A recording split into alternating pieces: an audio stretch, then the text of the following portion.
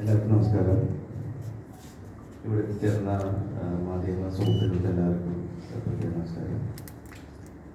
ഞങ്ങൾ ഈ കോവിഡ് കാലഘട്ടത്തിൽ ഞങ്ങൾ ഇരിക്കുന്ന സമയത്താണ് എൻ്റെ ഏട്ടനായ മനോജ് പണിക്കർ ഇങ്ങനൊരു സബ്ജക്റ്റിനെ കുറിച്ച് സംസാരിച്ചത്. കുറേ കാലങ്ങളായിട്ട് ഞങ്ങൾ സിനിമ ചെയ്യണമെന്നുള്ള താല്പര്യം ഉണ്ടായിരുന്നു, പല പല കഥകളും കേട്ടിരുന്നു. ആ സമയത്ത് ശ്രീദേവ് ഒരു കഥയായിട്ട് വരികയും ഞങ്ങൾ ചർച്ചയും ചെയ്തു.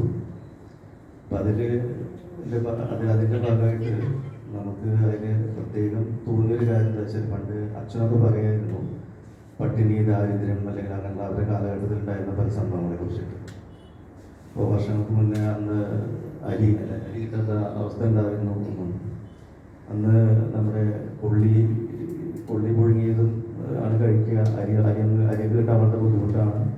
ഇന്ന് കൊച്ചിയിൽ നിന്ന് എന്താ മലബാറിലേക്കോ അല്ലെ അങ്ങനെയൊക്കെ അരി കിട്ടാൻ പ്രയാസമുള്ള കാലഘട്ടം. അതിനെക്കുറിച്ചുള്ള കുറേ കഥകൾ അച്ഛൻ പറഞ്ഞു തന്നെ എൻ്റെ ഓർമ്മ ഉണ്ടായിരുന്നു. അപ്പം ഈ കഥ വായിച്ചപ്പോൾ എനിക്ക് ആദ്യം തോന്നിയത് അന്ന് പറഞ്ഞ കഥകളായിരുന്നു, അച്ഛനോട് പറഞ്ഞ കഥകളായിരുന്നു.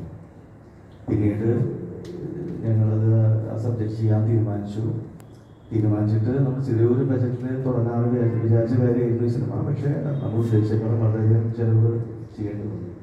കൂടുതൽ നമ്മുടെ ആർട്ട് വർക്കിനാണ് ചിലവ് വന്നത് അല്ലേ.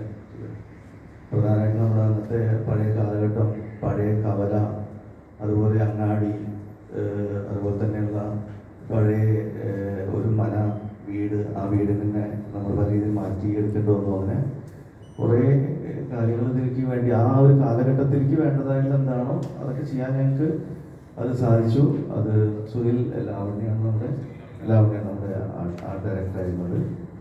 അദ്ദേഹം വളരെ നന്നായിട്ട് ചെയ്തു എന്നുള്ളത് നിങ്ങൾക്ക് സിനിമ കാണുമ്പോൾ മനസ്സിലാവും.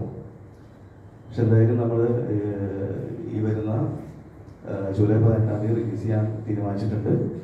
നിങ്ങളെ എല്ലാവരും സഹകരണമൊക്കെ നമ്മൾ പ്രതീക്ഷിക്കുന്നു. നന്ദി, നമസ്കാരം.